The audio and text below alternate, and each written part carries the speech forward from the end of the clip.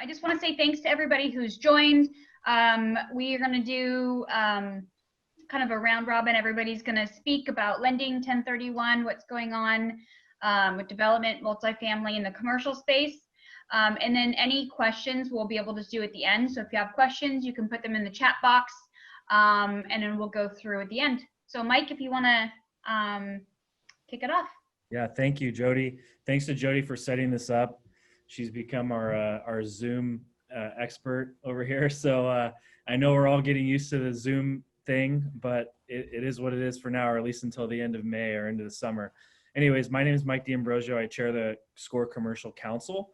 We are a council that focuses on bridging the gap from residential to commercial through education and networking, or as much networking as we can do now, and like events like this. And so we thought it'd be good. Last week we had a check-in call, and a lot of the check-in call was just general conversation of all of us talking about what's going on in the commercial world. So we thought, why not bring that information to you guys and let you know what's going on our end. And so who I have with me is what we're gonna be talking about today. Marty Lefton is gonna talk about commercial lending, and Ricard is going to talk about 1031 exchanges, and Helen Chong is going to talk about multi-unit. Santiago is going to talk about retail and office. I'm going to talk about development, and also on a random note, I'm going to talk a little bit about the restaurant industry and manufacturing, because that's my family's background, and I think it's going to be helpful for you guys to understand what that side of the commercial business is going through as well. And we might have a title and escrow expert come in as well. We're waiting to hear back from him. So a lot to get to. Each of us are going to take a few minutes to talk about that, and then we're going to open it up for questions and answers.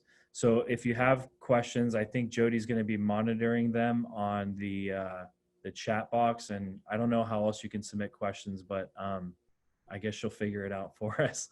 So let's get started with Marty. Marty, are you there? Yeah, I'm here, and it's great that we can see all the faces of the people that are on this webinar with us, which you can't. So all I can see is you guys. Anyway, they wanted us to explain our background. I've been a commercial mortgage broker, I don't know, it feels like I think it's 10 years. Got a background from investments, insurance, did a little bit of development years ago, etc.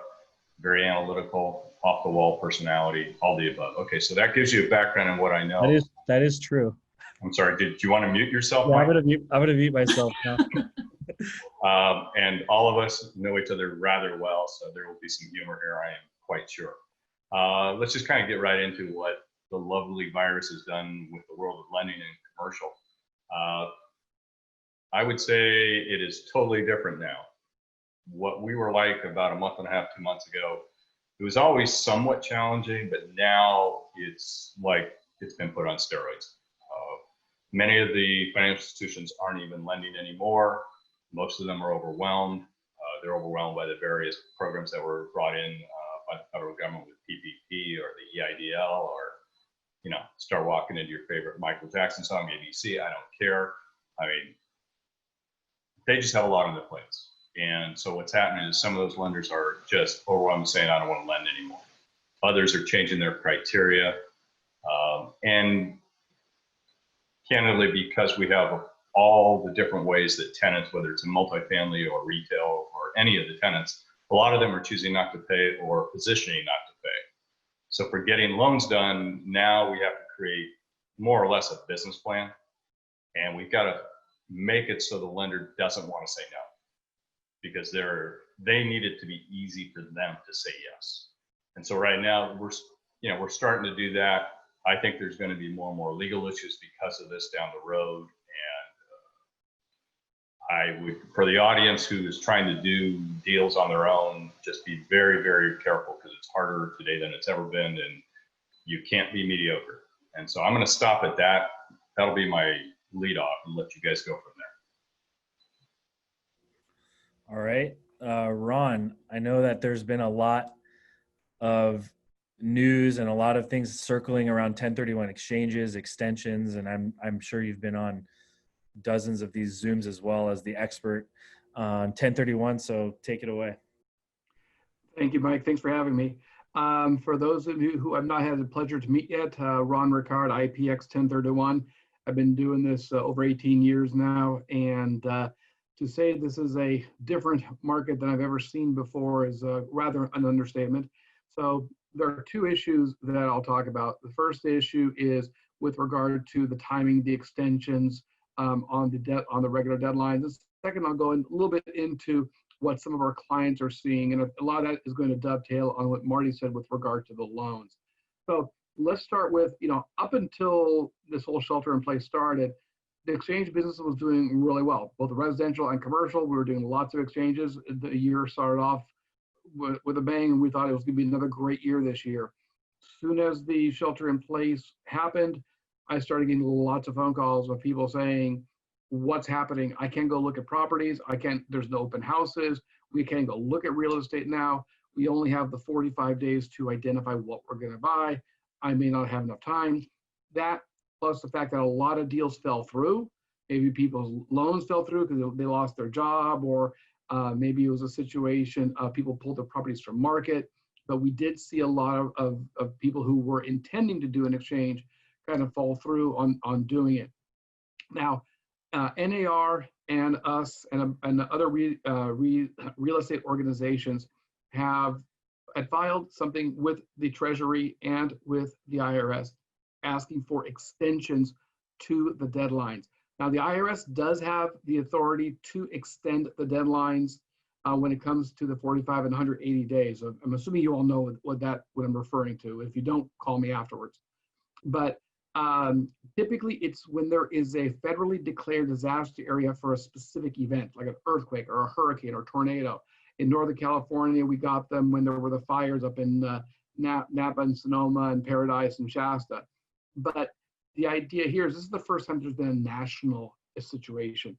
So what the IRS eventually provided to us, about 3 weeks ago, they provided to us an extension, but not nearly as lucrative, or not lucrative, but not nearly as liberal as we would like them to, or as they normally do. Effectively, what it worked out to is if your 45th day falls on or after April 1st, then you now have until July 15th to identify replacement property. So what that means is if you sold your property anytime in late February, March, April, and you close escrow, instead of the regular 45 days, you're going to have until July 15th to identify replacement property instead of the regular 45 days. What this means in effect for you today, if you have a client who wants to do an exchange and they're in contract to sell their property now and it's going to close escrow sometime in May, you're going to have extra time because you're going to have until July 15th. If though, you close escrow, if you're just listing the property now and you're not going to be closing escrow until June, then the extensions that have been provided by the IRS really are not going to benefit you, because again, the July 15th push date is for everybody. That said, NAR, IPX, and a bunch of other real estate organizations have filed for longer extensions, for more liberal extensions. We want them to go back farther into March to make it effective. We want it to be effective for longer, to be able to give more time. Whether we hear from the IRS or not with regard to that, who knows, but that's where we are sitting right now. Now, in kind of tailoring this on the commercial side, I have had a lot of clients who are buying commercial real estate in their as their replacement property. Ironically, it's a little bit easier to find commercial real estate than residential, if only because a lot of commercial people don't go look at the properties. They look for triple net, they look for large apartment buildings that are vetted to them by the agent or whatever. And so in a way, it's actually easier to find property, though with, like Marty said, getting the loan has been very difficult. I had two clients who were buying hotels. All hotel funding went dried up completely. Even if you're buying multi-unit properties, now some of the lending requirements are longer, have money being held back in the form of prepaid mortgages up to 12 months. And again, that's complicating it for a lot of clients. So, even if clients are able to find properties now, and I think especially with being able to go look at properties again starting next week, the market is going to start slowing, is going to be opening up. People will have an easier time finding replacement property, but getting the loans definitely has made it a lot more complicated and when it comes to closing the replacement property. So that's where we're at with 1031. If the market does open up again, though, I do expect to see more people doing exchanges, because I think a lot of people are still getting really good prices for their real estate now. And in some markets, if you start seeing prices go down, then it may be a good opportunity for people to sell at a higher point and kind of buy at a little bit lower point. Maybe a good opportunity for right now people to do exchanges. All right, great. Thanks a lot, Ron. And up next, we have Helen Chong with Multi-Unit. Hi, everybody. Again, my name is Helen Chong, and I am the founder for my company, Helen Group. And our company actually do service our clients starting from residential and all the way to multifamily. And our goal really has been trying to help our clients to build their portfolio, starting from buying their own home, and then as they grow, they start to invest into multifamily and sometimes maybe a commercial property for their own business. So speaking of multifamily, there have been so much going on. When I first started investing, that was in 2007. So I went through that mortgage crisis and definitely had gotten a lot of great deals back then. And I know a lot of people have been really worried about if this is going to be just as bad as the 2008 mortgage crisis. But I know when we first started, there are a lot of people talking about this is going to be a V-shaped recovery. And then later on, people started talking about, well, maybe it's going to be a U-shape. And now this week, everybody's talking about, oh, this is going to be a W-shape. So we are hoping that if you don't know what that means, it's like, U-shape obviously takes a little bit longer to come back up. W-shape meaning we're going to have a double dip. And the one shape that we don't want to get into is the L shape. I think with this whole shelter in place and also a lot of real estate activity that had been limited before, obviously limited a lot of activities. And there have been so many proposals and bills that have been talking about in the multifamily side. As an example, for City of San Jose, in early April, they also had an emergency proposal talking about they need to do rent suspension or even refunding the rent back to tenants who had paid on April 1st. And we are really lucky that we have city council members, Pam Foley, Dave Davis, and also Johnny Camus. They're a big supporter of small business owners and landlords. So I actually attended, and I know a lot of people probably attended that city council meeting. It started from 1:30 p.m. and then everybody waited until finally 9:30 p.m. they started talking about this particular item. And then they said they had over 400 people attended the meeting and 90 people were in line waiting to speak. And I was there all the way until midnight and they had to cut off. And what is interesting about this one is that typically a lot of times these San Jose City Council meeting, a lot of these tenants, tenants' rights people or union, they would go there and voice their advice or voice their opinion. But this time, because it's virtual, a lot of landlords actually called in. So there were a lot of landlords talking about from their point of view, they are sick and tired of being considered the greedy people, right? But there are a lot of mom and pops landlords that are really, they really rely on this property in order to make some income, and especially a lot of them are probably retired individuals, so this is literally their only income. So they were able to voice their position, and eventually they deemed this proposal was unconstitutional because literally it was they were forced to transfer wealth from the landlords to tenants. So that's why they had to withdraw that proposal. But then they came back later on with another proposal. Basically, they postponed the eviction moratorium till May 31st, and also rent increase freeze suspension all the way until December 31st. I think there are going to be a lot of things that is going to happen right now with this whole landlord and tenant situation. A lot of tenants are suffering, but a lot of landlords are also suffering. So want to definitely encourage everybody, if you have a chance, now that it's going virtual, it's much easier for us to attend those city council meetings and pay attention to what's going on. The most recent one is that the state, the Assemblyman Phil Tang, he just proposed a AB 828 bill that is asking to do a 25% reduction on rent across the state, California. According to the bill, there are some items in there that's going to help the landlords to prevent them to being foreclosed on. So I know that SCORE had sent out a call to action for people to actually send out an email to voice their opposition to this bill. So hopefully everybody can also, take a look at this and see, and voice your opinion as well, because to me, I think a lot of landlords need help right now.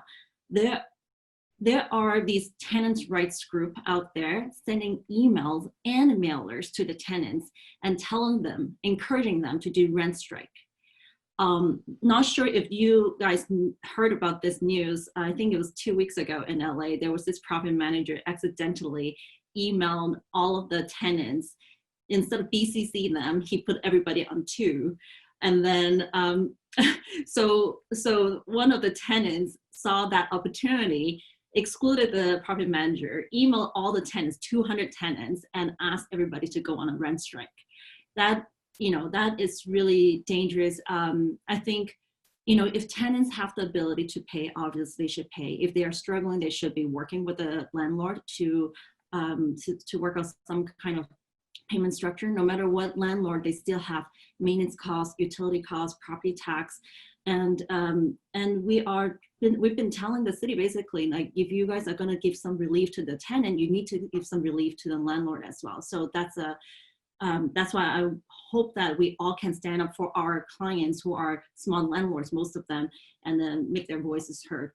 And lastly, to talk about a little bit about the rent, how everybody kind of curious if there are a lot of delay in rent payment or non-payment. Surprisingly, in the Bay Area, from all the brokers I've talked to or landlords I've talked to, maybe we're seeing like as little as 3% to at most is 10%. It's kind of like different from what the news have been talking about 30%. But if you're in the tertiary market, emerging market, then yeah, you're probably looking at a much higher percentage, about 30% of non-payment. But again, that was based on April's number. Today is May 1st. So in a week or so, we need to take a look at it. And surprisingly, I own properties out of state. So the rent obviously a lot cheaper compared to California. And with that $1,200 per month help from the government based on the CARES Act, that actually does help a lot for people's rent payment, but not here in San Jose, in the Bay Area in general. So we were going to have to take a look at what's going to happen in May. And in terms of what you should do to help your landlords right now, I have clients who have been looking for multifamily, and we tell them that you just hold off. I think, especially because there's like rent increase suspension, right? In the city of San Jose all the way till December 31st. I think if those those sellers need to sell, we probably can get a much better price. So I've been telling my buyers to just hold off and watch the market. And for those people who are already owning their properties, I have been encouraging them to make sure that they have enough reserve. Everybody's going to get hit somehow. This is inevitable. So having a strong reserve is very important. During one of our webinars previously through the Bay Area Housing Town Hall, the speaker had talked to his clients, basically saying that, why don't you guys take a look at your HELOC, because maybe this is the time where you can take advantage of your HELOC, pull some money out, put it in your bank account, because the HELOC interest rate is so low. I actually personally just did that, thinking, well, the interest rate they're offering is 1.73 through First Bank for the first year. That's an introductory rate. So I also worry about my property. So I was like, well, better off to have some reserve for myself just in case. So I think this is what we should, advise our clients, have some reserve and prepare in case of like there are more non-payments going to come up. So that's it on my end. Awesome. Thank you so much, Helen. And Robin, you're up. retail and office. What's going Sure. on today? So just a quick introduction. My name is Santiago. I actually just started a firm. My wife and I started an SVN office here in San Jose. There wasn't one here previously. Thank you, Marty. And so we just decided to jump in and start our own firm. And what a better time to do it than now, right? So in terms of office and retail, definitely some challenges with both property sectors. Looking at just the numbers for office, the transaction volume has clearly dropped from year to year. If you were to take a look at March of 2020, you saw a 23% decline in transaction volume. April's numbers were even worse, 90% decline in transaction volume here in Santa Clara County. What I'm seeing is that buyers are generally holding off on closing their deals. If they have a deal in contract, they're gonna, ask for an extension rather than canceling, hopefully. And then just waiting 30 to 60 days to see how things play out with COVID. I think with most occupiers of office space, some of these big companies here in the Valley, their biggest concern right now is how to keep their employees safe and how to put together guidelines and best practices for when COVID hopefully lifts. How do we get these employees back into offices in a safe manner? Typically an office user might allocate 150 square feet of usable space for one employee. I think that's going to change to something closer to 200 or even, larger in size to kind of make up for the distance that you have to keep between each employee. So I think that trend is going to go in that direction. For the last 5, 7, maybe call it 10 years, the trend towards like an open office creative environment has been really popular. I don't know if that's going to continue with COVID. I think you're going to see less of an emphasis on that and more of an emphasis on private office space and, maybe telework opportunities for their employees. So we'll see how that plays out with vacancy here in Silicon Valley. These large development deals that are kind of in the pipeline, for instance, the J. Paul project in downtown San Jose, that's still going to continue to move forward.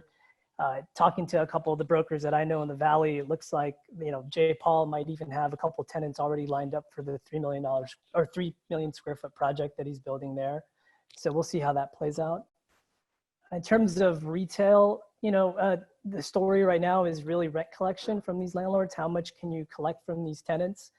If you bought a 24-hour fitness, a year ago, you're probably having a hard time collecting rent from that particular tenant. I know I have a client who actually bought a building in January of this year. It was leased to a collision center, Service King. They're one of the largest providers of collision centers, basically auto body work. And they made a unilateral decision not to pay rent on any of their spaces across the country. So we looked into it. We basically hit them with a notice of default letter. It's a mom and pop landlord, just like what Helen was mentioning. They bought this property to basically fund their living expenses. So after we gave them the notice of default letter, they took a look at basically the lease. They didn't really have an out, and they eventually decided to pay. So that was kind of a good success story there for a personal client of mine. But I think you're going to continue to see retail and office have its challenges moving forward. It's kind of too early to tell how it's going to affect property valuations, though. Cool. Thank you. I have some stuff that kind of goes right in line with what you're talking about, Robin. But hi, everyone. Again, my name is Mike D'Ambrosio. I'm with Intero Commercial.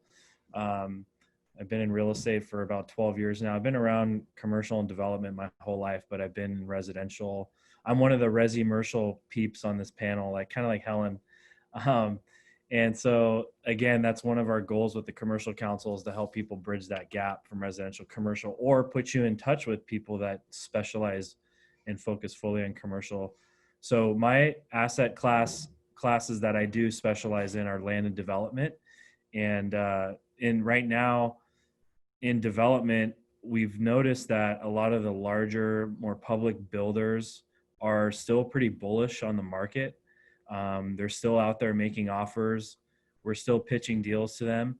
So and just like Robin said, that big project he mentioned, it's still going on. A lot of them are still active.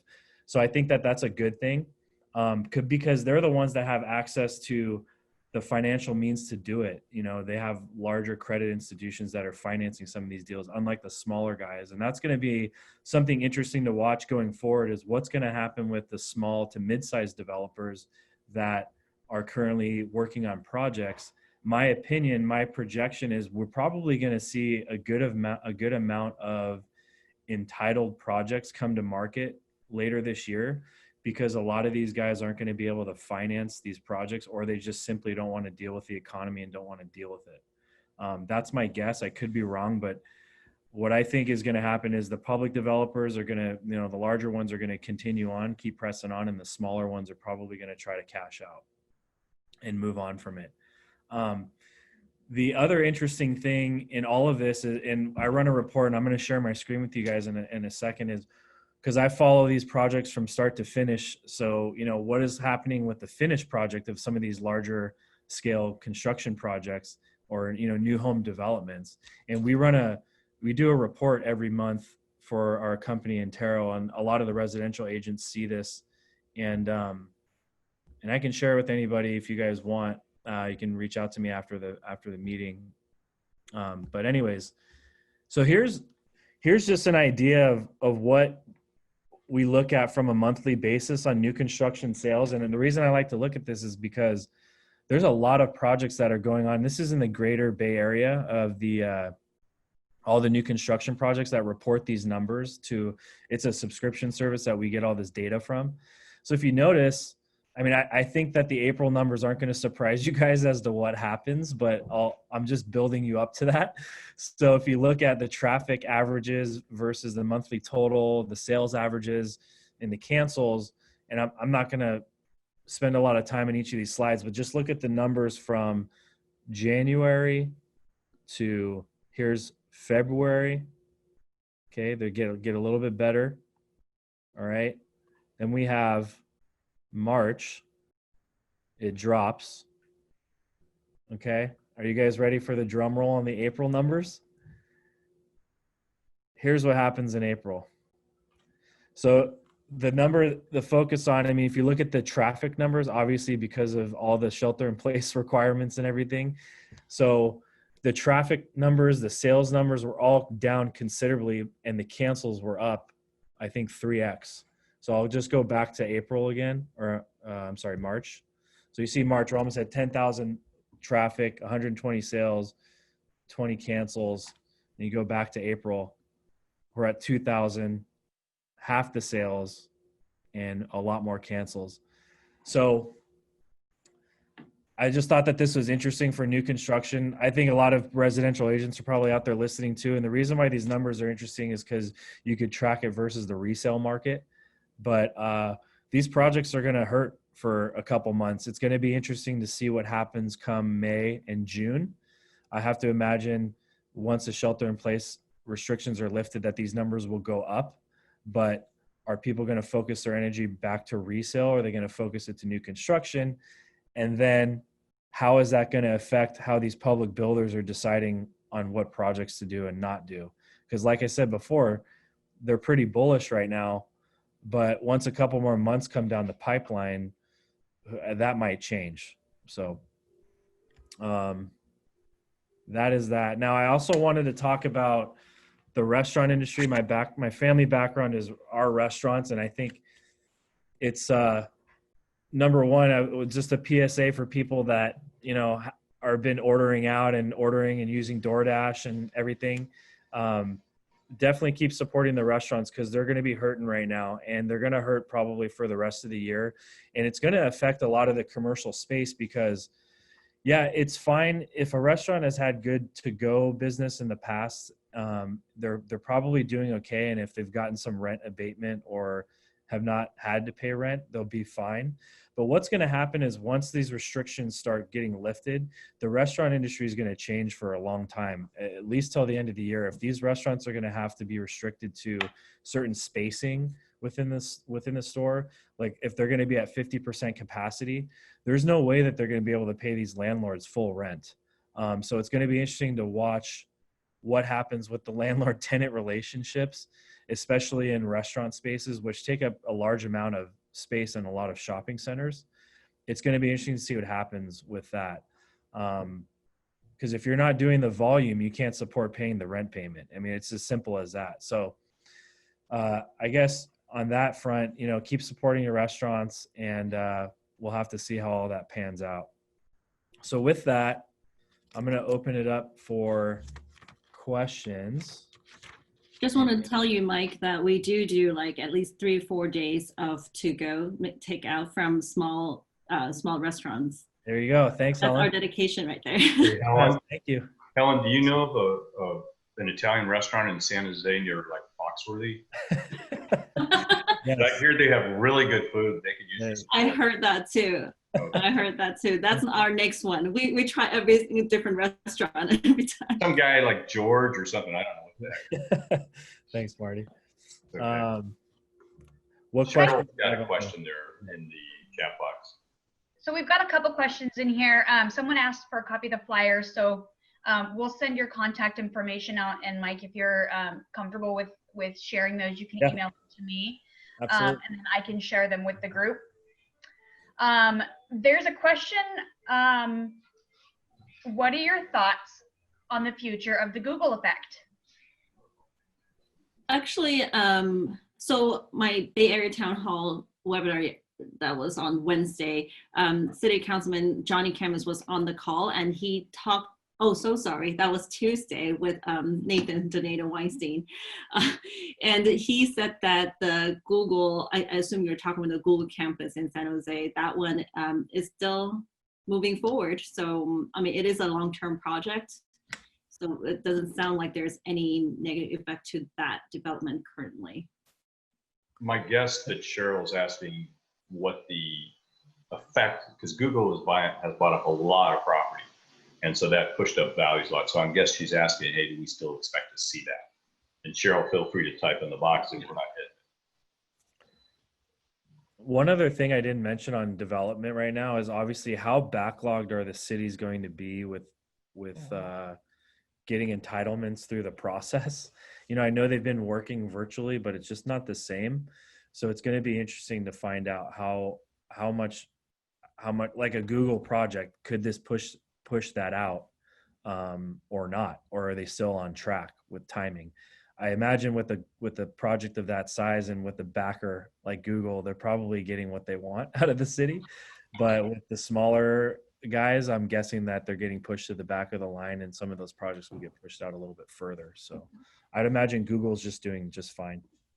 Yeah, and it's interesting because we also talked to quite a few different cities throughout Southern California and Northern California, and a lot of them have been switching to video inspection these days, or even video plan checks. So I know San Jose and the city of Garden Grove, they talked about doing that right now. Yeah. Robin, you got anything on that? I think from what I've seen, they are not committing to any new leases. They did, a large lease for like 200,000 square feet, but outside of that, they're not really committing to leasing additional space at the moment. But that signature project in downtown San Jose, I mean, that's a huge project for them. They're going to continue moving forward with that, regardless of COVID or no COVID. Mm-hmm. So I'm going to try to take this a little different direction, because I think it'd be an interesting, or at least I hope it'll be an interesting conversation. And it's one I've had with Robin, et cetera.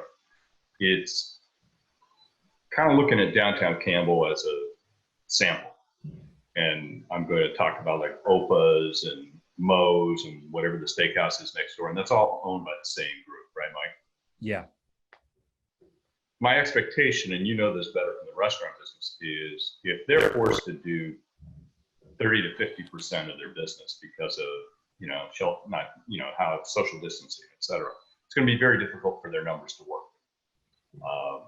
What I would suspect they're going to do is they're going to have to go to the landlord and say, hey, we need to renegotiate this lease or we're going to go bankrupt. Right.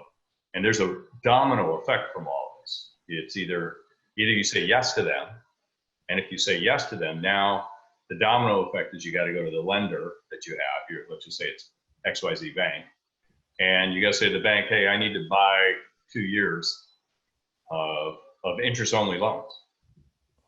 And one of the challenges there, of course, is if it's a bank that can do that, or a financial institution that can do it, it's great. If it's CMBS money, it may not be that easy. And so I'd be curious what everybody sees with the whole domino effect that we're talking about. Yeah, well, you tell me on the lending side. I mean, that's what's going to happen with that. Are the lenders, are they going to apply? Are they going to allow that? Or are they going to tell them to go kick rocks? Well, the lenders that I'm talking to, they are trying to work out ways to allow people to buy time because they don't want to take the properties back. You know, much like the 2008 timeframe, they learned a lot, and they know if they, as soon as they take the property back, you can devalue greatly. The problems, there's so many problems here. It's when Helen was talking about the U, the L, the V, the W, you know, a lot of letters today in what I'm talking about. I don't know why. But the fact of the matter is we don't know how long we're going to be in this. And in effect, what the federal government's been trying to do is just throw enough money at this to buy everybody time to get through it. The challenge is if a landlord has lots of money, lots of reserves, as Helen brought up, okay, they can weather the storm and they can work with you. But there's really nothing yet that I've seen other than maybe the EIDL program that might give landlords some help. But this is the challenge. We've got, if we don't, for example, if Opus doesn't get relief, then they go bankrupt, and now you have these buildings sitting there, and nobody's going to go into those buildings unless they can get it for 30 to 50% of the lease rate, right? Yeah. And if they get it for 30 to 50% of the lease rate, what's going to happen to the value? You know, it goes way down. And so we've got the potential for the domino effect on all this stuff, and it's one of the things I thought we would talk about today is really the risk in the commercial markets versus the risk in the residential markets, because I think it's drastically different right now. Yeah, well, what's driving the residential market right now around here, at least, I can't speak for the rest of the country, but what's driving the residential is the job economy. You know, the tech sector has not gotten hit really that hard. In fact, I think they've gained some jobs during this whole pandemic. And so those are the people that are really driving the home buying process around here, that plus rates, you know? So on the residential side, and I'm sure some of you others can speak on this, but I mean, yeah, things have slowed down from activity standpoint and, you know, listings coming on the market, but things are still moving. Whereas in the commercial market, and I'll let you guys talk to it too. I mean, you drive up and down El Camino Real or some of these large thoroughfares. I mean, it looks like Detroit in some of these areas where things boarded up or you know, everyone's closed up. Like it's crazy. And so how many of those people actually come back out of this? I don't know. I mean, I hate to sound like a negative Nancy, but I think it's a little bit scary, I think, on the commercial side from a Just so we're not sexist, Mike, negative Nick. Okay. Yeah. There you go. Nick Nancy. So I don't know. What do you guys? Actually, I mean, yesterday I got calls like from people looking to lease a new office space. As an example, it's like a staffing company, and he was saying like, I have a 4,500 square feet office space right now. I still have like almost 2 years lease left, but I want to renegotiate and get out of that so that I can lease something like around 1,500 to 2,000 because most of my workers can work from home anyways. I don't need such a big space. I mean, you're going to see a lot of those come out very, very soon. Yep, I agree. Well, I think when we kind of look at the big effect, I know I read something this week about the unicorn company in San Francisco that they built this beautiful new building with, and now they are not going to be able to be in there because they're shutting down and they have no money, I guess. So now you're going to have this beautiful new type A or class A building, which will be empty. And so now, at least in my mind, what would happen is somebody who's in a much lesser space is going to move in there, but they're going to move in there at a lower rate. Mm-hmm. And then their building's going to be vacant. And then somebody moved into that one at a lower rate. And so I just keep seeing this cascading effect. So I become miserable Marty. I went for that one. You like that? That's awesome. That's pretty good. I just think the risk in the commercial side right now is so much greater than the residential. Yeah. Agreed. Yes, indeed. Like yesterday, again, I talked about yesterday, but Johnny Campbell from the city council, he also talked about in the beginning of the year, they had forecasting 2020 will be positive $25 million in revenues for city of San Jose. And then now they have adjusted, estimate to negative $45 million. Within 1 month, they have this almost $70 million swing right there. Next year, they're projecting negative 65 million, I believe, 65 million. So there's going to be, because the talk was that, well, if you guys are going to relieve some rent for the tenants, are you guys going to let property owners delay their property tax payment? But the cities, they cannot do it because of the revenue. They don't have the revenue. We got to call our buddy Larry Stone. See what. Yeah, right. Yeah. Jody, are there any other questions on your end? I could see some of the chat stuff. Ron just posted something really good about the California Restaurant Association. Duly noted on that. Thanks, Ron.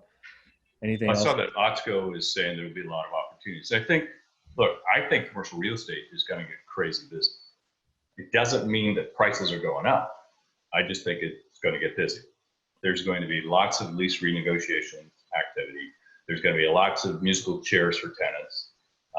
There'll be people looking at adaptive reuse. And for those who don't know the term, it's just they're going to be looking at, hey, how can I take this space that maybe has been a motel?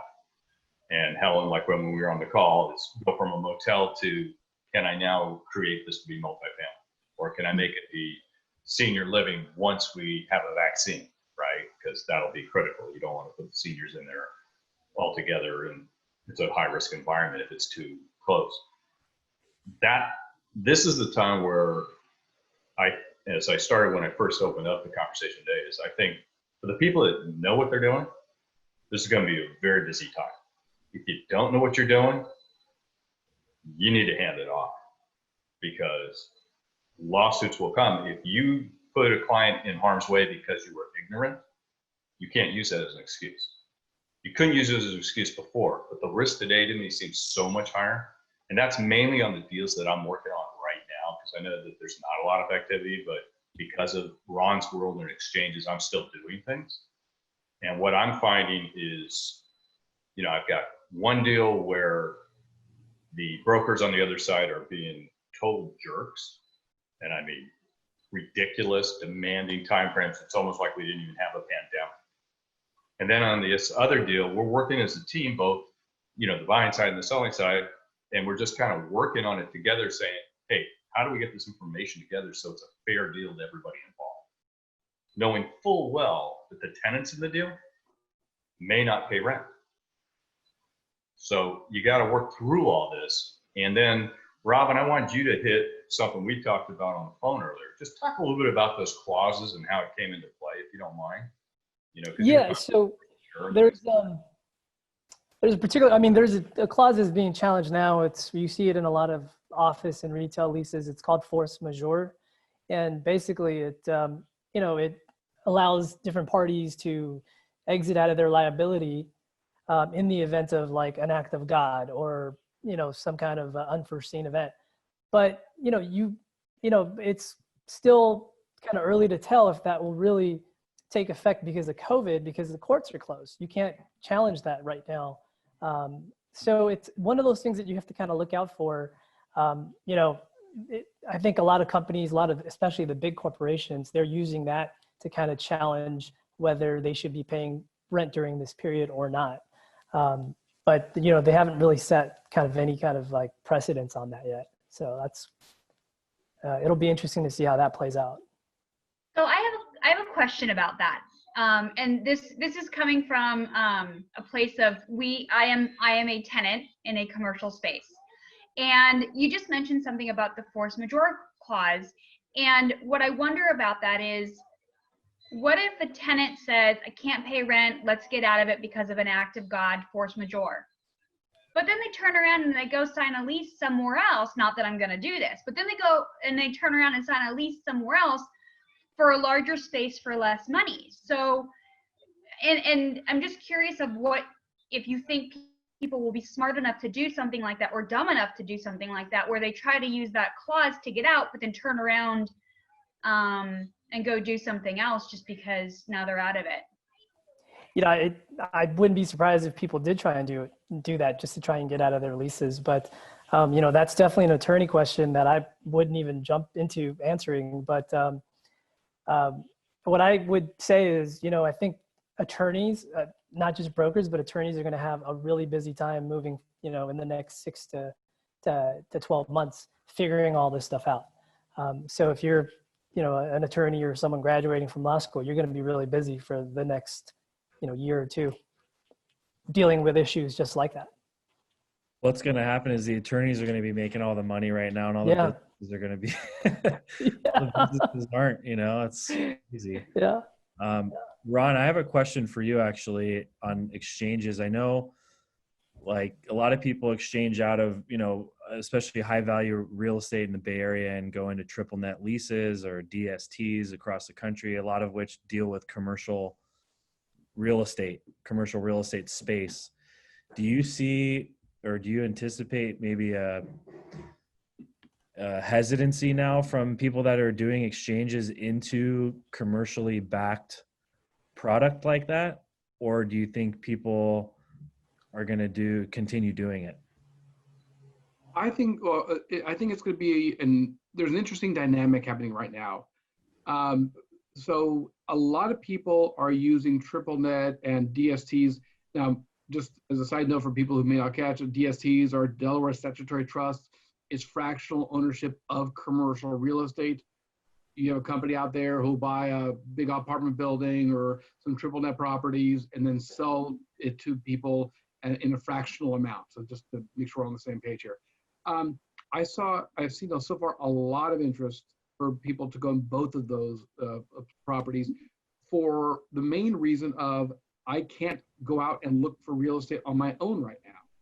And so I think that it has been a kind of a safety valve where people have used, especially the DSTs, as a way to you know, make sure they can get into something within the 45 days. That said, I think those markets are going to be hit by the exact same situation. There are some DSTs who have stopped giving their monthly checks to their owners for apartment buildings, especially B and C class apartment buildings, because yes, they may not only be getting a 5% or 7% drop in rent, but you know, once the way I look at it is this: people have money to pay, should have had money to pay their April rent. They're going to get the stimulus check, which should help them with their May rent. It's in June that I'm worried. And so a lot of these DST sponsors are kind of banking on that and have stopped sending out their distribution. So that will be an issue. And then I think a little bit longer term, then we're going to go back on the lending side. You know, if you can't get loan because you're afraid that the retail tenant or the residential tenant isn't going to be able to pay, lending is going to tighten up. And so because of that, you're going to see small DST producers probably, you know, not have as much inventory out there. So I think there's going to be a lack of inventory on that part of it also. You know, in terms of how people are going to react to that, in terms of are they going to continue to look for that as their replacement property? You know, I think it all still boils down to, you know, what makes the most sense for the individual clients. For some people, DSTs still make a lot of sense. Triple net in many cases still make a lot of sense. But some people want to control what they can, and therefore for them it's more a matter of being able to get out there and look for replacement property on their own. So we'll see where it shakes out, but so far, you know, people have been actually more inclined to go that direction. Hey, Helen, before you jump in, I know you want to bring up something there, but on the DST, I read this week that one of the major investment brokerage firms, they're pulling back on these because they're unsure of the valuations on the properties as far as providing the investments themselves now. They're worried about the cap rates, they're worried about the cash flow. And so the expectation that this coupon of 5 to 7% will exist long term, they're very concerned about. Marty, I was going to jump in terms of, you know, what I think, what type of deals that you could still work on today and can still close even from scratch would be like on the single tenant net lease side, you know, essential retail type buildings like CVS's, Walgreens. I think those deals are still closing today. Dollar Generals are still closing today because, their reason for existing has just gotten stronger during this recessionary period that we're in, because most people during recessionary periods shop at discount retailers like Dollar General versus going to Whole Foods. So I think there are still deals that can still happen in today's market, especially on the single tenant net lease side. So I think, as a broker advisor, that's one of the areas that you can still add value for your clients. Well, yeah, in addition to what you're saying, Rob, it's like what we as a real estate professional, we need to do is like, even though it might be slower, it is really time to call these owners and to see how they're doing, see what kind of help they need, and then refer them to the professionals. I mean, you'll be surprised how many small business owners just don't even know there are these like PPP program out there. Or they're too busy to apply. All these big companies, obviously they jump on it. They have their staff to apply for them, but then small business owners, they don't have that capacity. So really try to make time and call and help them right now. And in long term, they're gonna remember you are the one that will help them out during this difficult time.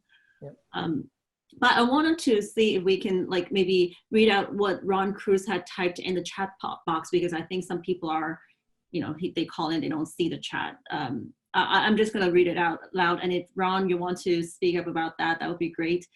He said California Restaurant Association stated in their April 27th report that California could be facing permanent restaurant closures of 20 to 30% if additional aid is not given to the industry. San Jose has about 7% total employment in retail per the BLS. So this still has a significant impact on CRE and the economy as a whole. Yeah. Actually, that's what I heard. It's 43% of the employment is through small business in the city of San Jose. Well, it's funny, Helen, I want to kind of tie this to a couple of things, and we go back to the chat box if we could. When Mike was talking about earlier, office space a little bit, Robin was, and then we were talking about who the tendency is that people can work remotely now, which is going to allow them to no longer have to live here. So there'll be a little less demand for residential real estate, but because the supply has been so constrained for so long, I still think residential will do fairly well. What I do think though is we're going to find many of the businesses, after first step is they got to make it so they can create space in their offices. That'll be step one. Step two will be the old people like myself. They're going to say, stay home and work because we really don't want you to get sick, right? That kind of thing. And then step three will be is when these leases come up, they may start looking for, I don't need as big a footprint anymore. Let me go put people out in Austin, Texas, or somewhere else, because we have effectively learned how to use a thing called Zoom, right? I haven't figured out what that is yet, but we're using it. And so this is all part of the big picture that at least is in my head. At the same time, when you were talking about lending and what's going on, deals are still going to get done. Mm-hmm. It's just going to be the good deals. The strip centers, as I've been saying on like Bascom Avenue, no bueno. Those are going to have struggle.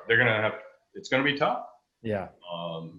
It's going to be very tough. And those chances are long-term, those are not going to exist. They're going to get developed eventually.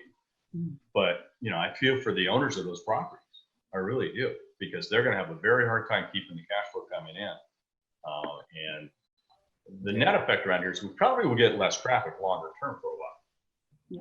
You would think about that. But this is why I am concerned that I think, again, that the commercial world, multifamily not as bad. I think, Helen, your world's pretty good because we still need a place for people to live. Yeah. And from a lending perspective, the lenders are most excited about multifamily right now. That even though, they can say they're not going to pay for a few months, for some reason, they seem more comfortable with that. The triple nets, somewhat, Robin. The triple nets with multiple tenants can be good, but a lot of those multiple tenants that are these national tenants are making strategic decisions to not pay the rent or to pay a partial rent. And so this is putting pressure on the whole system. I can't agree with you more because— No, go ahead. You can agree. I like it. I always agree with you, Marty. Oh, yeah. And this whole thing really changed a lot of the way we live, the way we work permanently. And even on the residential side, you'll start seeing more people because they're going to be working from home more. They're really looking for a larger space or more bedrooms that's dedicated to an office space.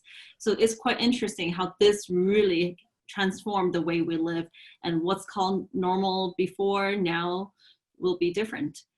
And Micah, do you want to maybe read up about Steve Hanley's comment? I think Steve Hanley, he's part of CAR, so. Steve's the expert on everything going on in CAR, so I'm not going to attempt to speak. I don't know if he can chime in or not. I think the way it's set up. If you'd like, I can unmute him because he did say something about the property tax, and it looks like it may be moving forward a little bit more, the portability. Just be aware, if we unmute Steve, we all can go home for the next 30 minutes. Yeah, see, yeah, we got to put a time limit on Steve. So Steve, if you'd like me to unmute you and you can have a couple minutes, raise your hand. If not, I have a question about, you're talking about some of these strip malls and things. I wonder, I'll call on you in just a second, Steve. I wonder if you think cities will relax or change some of the zoning things for any businesses so that people can be more, you're all shaking your head, so it sounds like cities may do a little bit with They're zoning. talking about it already, that they will have to relax that zoning. Yeah. Again, as a business owner, we ran into being able to not rent certain places because of the type of business and what the city was planning on doing with that space. So maybe if those construction projects don't go, we have more options. Steve, I am going to, how do I, allow it to talk. I'm going to allow Steve to talk for just a few minutes about the tax portability, which may lead into what you were talking about. Okay, Steve, you should be able to speak. Can you hear me? We can. Yeah. Okay. Well, thanks for that. Regarding rezoning, the neighborhood strip centers, rezoning to affordable housing should be done yesterday. I think that's a great opportunity to create housing that we need right now. But on the subject of portability, yesterday, CAR did a very momentous thing in that it agreed to fund a new initiative that was similar to Prop 5, but has a few tentacles attached. CAR decided to, out of reserves, so it's not going to cost anybody anything, to fund an initiative to allow portability of a home or piece of property up to $1 million of its equity based on its basis to anywhere else in the state. Then if you were to buy above that million, there would be an imputed tax added to what was ported. Reasonable, very reasonable. It would thus allow people to move out of appreciated property to anywhere in the state for whatever reason, usually for family, chasing the kids, you know, wanting blue sky instead of gray sky, whatever it might be. There are a couple of things kind of attached to it, though, that you may or may not like, but in the big picture, it was decided that it was worth doing. And that has to do with how it affects intergenerational transfer of wealth. Now, this is huge because we are used to, first of all, stepped up basis on all real estate, which has not gone away. That's a federal issue, although the state could make its own decision on that. We're also used to property tax transferring into kids or grandkids at the existing property tax rate per Prop 13. This does not allow that. It more or less says you have $1 million and it's not per property, it's in the aggregate. So that's the give. The whole idea being to allow at least portability for people, for seniors pretty much, anybody over 55 or disabled, to be able to move into something that's more suitable to the needs that they have in their lifestyle. Makes perfect sense. But it does affect future inheritances and planning. I think that will, for people like you, will really become something pretty important. To the regular guy, I don't think it means that much. He doesn't have a rental or whatever. But that's going to happen, and the polling for this is very, very positive. At this time, there's no one who has come out, no group, like there was on 5, that's opposing it. And so we feel that there's a pretty good chance that could happen. So put that in your box of tools.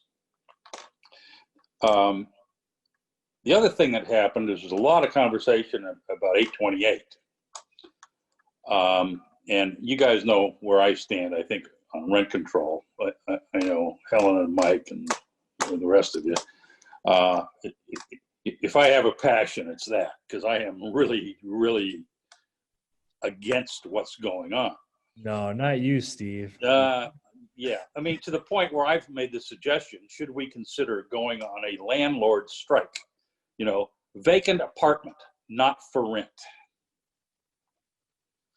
And I've got, it's amazing, I've gotten some pretty positive response from that, saying, hey, you know, today is the day that there's a rent strike going on across the country, which is really, really a dumb thing to do, because the implications to the economic system that most of these people don't have a clue about are immense. Well, I'm thinking maybe the way we can get media attention, which is the thing that landlords have not been able to grab, okay, at least here in Santa Clara County. The media is just trying to sell hits on their pages, and the hits are generated by emotional situations like, I can't pay the rent. Well, Steve, I think that is the issue right now, is that a lot of times they paint this picture of, you know, tenants are the victims, and then the landlords are greedy and evil. They try to take every single penny from the tenants. But the matter of fact is, we know a lot of great landlords who are willing to talk and renegotiate on their payment structure.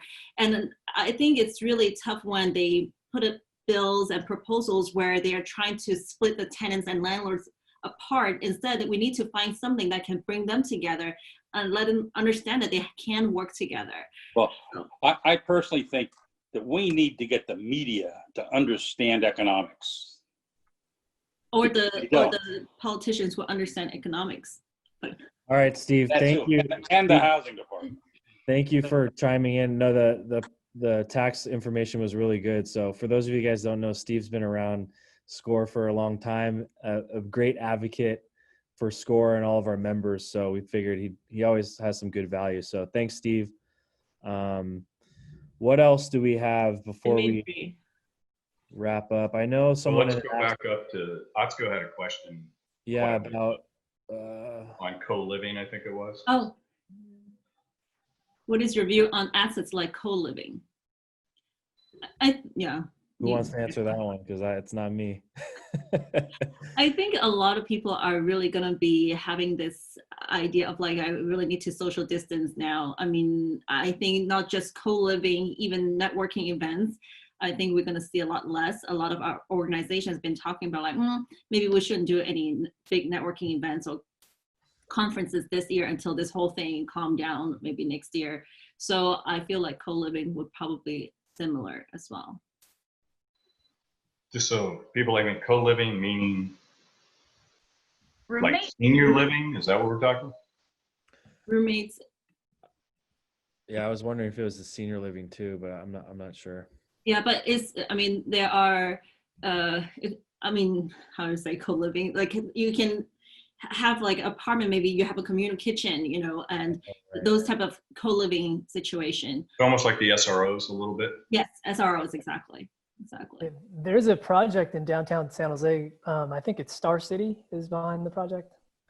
They're proposing a co-living building there, but who knows if they're going to continue moving forward with it. And I haven't really kept up with what's going on with them, but. I think, sorry, Helen, go ahead.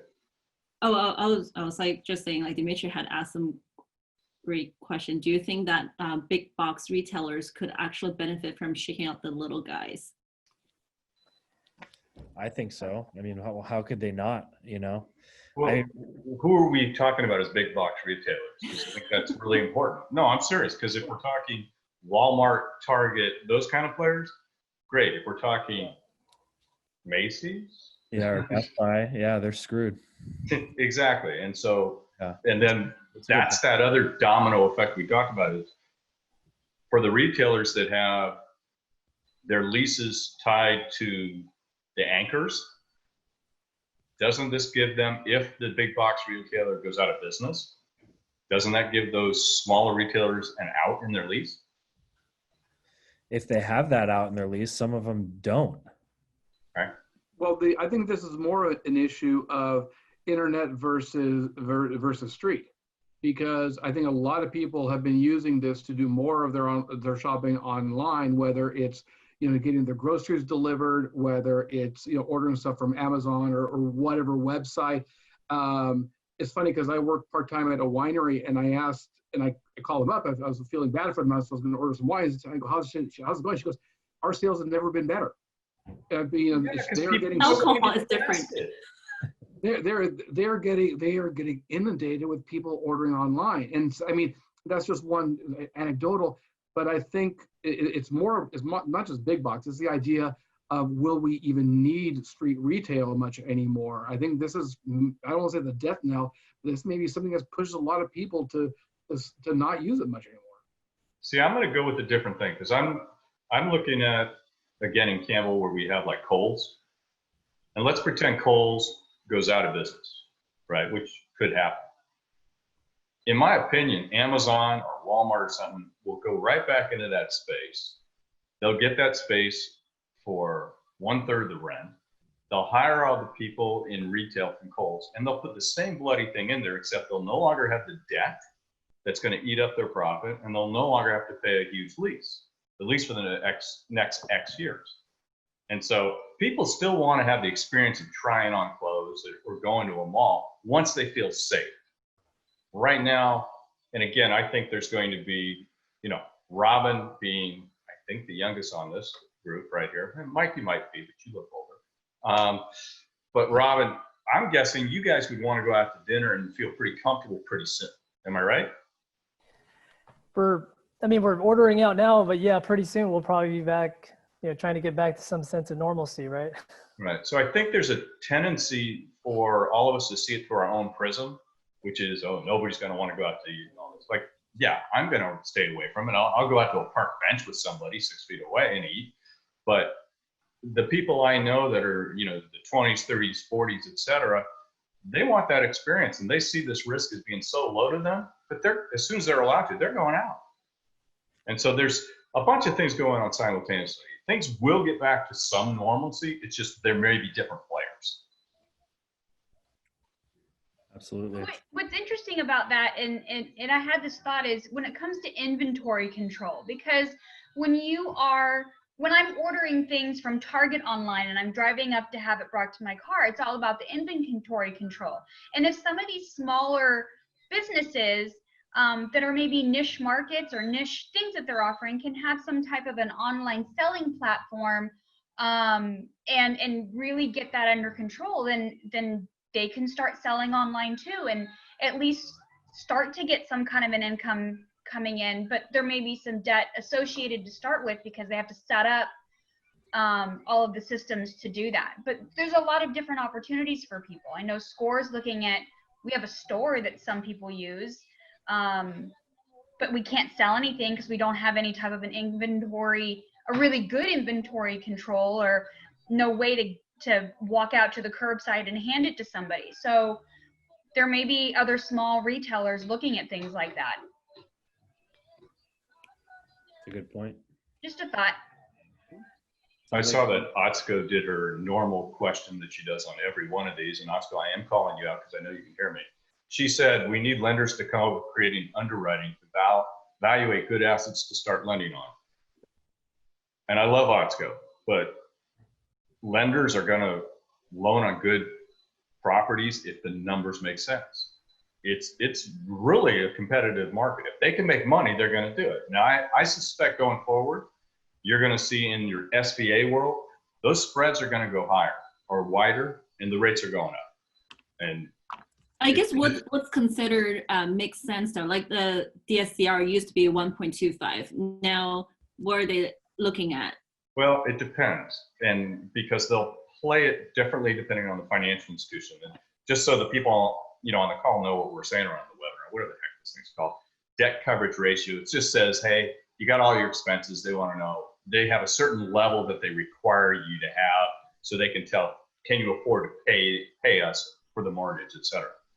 The reality is most of them are around 125, but they could increase it to 1.4, 1.5, or they'll increase the vacancy from what we would usually have in underwriting from 5%. They could increase it to 10 to 25 because they don't know what the future is going to be. All of those things have the same net effect, which is let's make it so we loan less on this particular property. Yeah. And so they'll spin it lots of different ways, but their goal is the same, which is how do we protect ourselves from lending on an asset where we don't want to take it back? And so are we comfortable with 60% of value or 50% of value? And we still have clients calling. Trust me, I have clients going, I'd like to put 20% down on an investment property. And I said, so would I. It's not going to happen, but it's a great idea. And on Oxco's question, again, I think if the lenders go too far one way, then somebody will come in from a foreign country and they'll start lending. I mean, they'll come up with ways to get the money here if there's an opportunity. Right now, it's too soon. People can't really value these assets properly to understand the full effect of where we're going to be 1 month from now, let alone 6 months to a year. And sorry, Oxco, you can call me later and yell at me. And Ron mentioned like prime industrial and warehouse assets appear fairly strong too, with drop shipping and manufacturing starting to return to US soil. I do agree that like a couple asset types are going to be pretty good. It's like obviously residential 1 to 4 units, especially home owner occupied ones, and industrial and warehouses. Those are going to be staying strong. Agreed. Dimitri is asking, what's your outlook for affordable housing? Do you think local governments would incentivize developing it more? How would it affect the overall CRE market? Who wants to tackle that one? Well, if affordable housing, we were just talking about how, especially with the construction, to build an affordable housing is more expensive than to build a market rate housing type. So, but they get incentives though through tax credits and everything from the government. I think that goes. Again, it goes back to we need more business-minded politicians in office because they constantly talking about increasing fees, but that is totally discouraging all these builders to build, and we need to increase housing.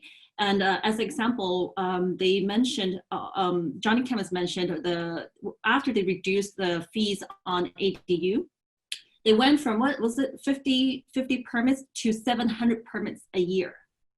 So, they need to figure out how to reducing fees so that they can encourage people to start building affordable housing, especially. Right. I think as we have more and more properties becoming available, assuming we go down that path and that's what happens, then I think there'll be more and more creativity. They're just going to say, hey, how can I make this either affordable housing, lower cost housing, who knows? It's just going to be, we're going to see what's here. And, the US is pretty innovative. They're going to look at it and go, hey, how can I make money? If they can buy it cheap enough, then they'll somehow come up with a way to redo it or reuse it. And we're going to just go through, this problem could be a 10-year problem. I hate to say that, back to miserable Marty, but we just don't know how long it's going to last. The fact of the matter is, I do think a lot of us are going to be very busy as we work through this, but I am concerned for the overall owners and landlords, because, especially the small ones, because I think they could be at a lot of risk unless there's some sort of help. When you talk about like the small landlords, that's why when people want to invest in real estate, in multifamily, whatever it is, you always have to make sure, because the cap rate over here has been so low. And I have I have people say like, oh, it's okay, we are going negative for a little bit, it's fine. I'm like, it's never fine. You should never invest in something when it's negative cash flow. So I think it goes back to really have to give sound advice to our investors. You know, it's funny you say that because in the hotel industry, what I have seen is it's a very tight-knit community. And I have some good friends that own several. And a lot of them really push the loan to value hard. And they are sweating like you wouldn't believe right now because they're effectively, it's empty. Yeah. And it's probably cheaper for them to leave them empty than it be at 10 to 15% occupancy. And so now they're having to look to the cities and go, is there a solution that we can help you with? Can we put affordable housing in here? Can we create a master lease situation to where they can get enough money to where they're going to be fine for the next 2 years and they solve a problem at the same time? Now, there's some issues with that and coming out of it and social distancing. There's a lot to it, but they're looking for solutions to where they're not going to lose their shirts on those things. All right. What else do we got? We could probably start. Whose bell is that? Well, Sherry is saying this is happening to self-employed borrowers with conventional loans too. They want to see more reserves or they will reduce income. They are also doing that in order to count rental income. As Marty is saying, the lenders are not sure how to calculate risk right now. This is similar to the mortgage meltdown. You have to be pretty perfect to get financing. Still lots of people that fit, but many will fall through the cracks. And Dimitri has like, oh, is this the question that he asked just now? What makes affordable housing so more expensive to build? How do CRE lenders would want to participate in the capital stack of affordable housing? What makes it expensive to build is the fact that the end product doesn't generate income the same amount as market rate housing. That's what makes it expensive. And I don't know how to answer the second part, which says, how does CRE lenders, I'm not even sure how to interpret what he's asking, to be candid with you. I know what the capital stack is. I'm just not sure how that applies. Well, we could take that offline, Dimitri, if you have more questions. Everyone's contact information is going to be sent out. I think it's probably a good time to wrap it up. Anything else? Speak now or forever hold your peace for the panelists. Guys, so much more we can say. Yeah. Well, we'll have to schedule another one. Yes, yeah, exactly. We'll have to follow up with this because a lot of what we talked about today is, what's going to happen, and it's going to be interesting to see what happens. I heard that said quite a bit. I know I said that. So Robin, Ron, Marty, Helen, and Jody, thank you for setting up. Thanks for being on. Thanks to everybody for joining us today. And again, this will be recorded. So if you want to watch it again or share it with your friends, feel free. And thanks for tuning in. Yep. Thanks, everyone. Thank you. Thank you.